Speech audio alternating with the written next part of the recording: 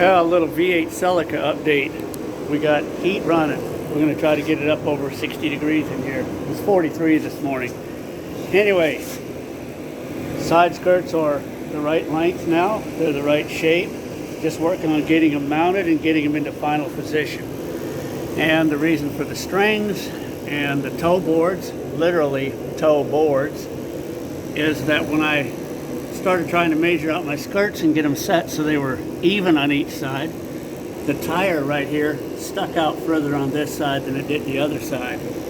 So a little bit of searching revealed that my sighting by eye did not really work. I tried to kind of just set it up by eye the first time I set it up just so I could drive it.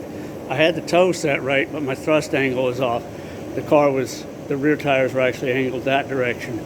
So now I got them set up pretty straight, and my toe is set back to about a 1/16 toe in. I think everything's going to work now. Now it's just time to get to working on a little bit of fiberglass, and we'll see how that works out. Got to get these things so that they'll stay on the car.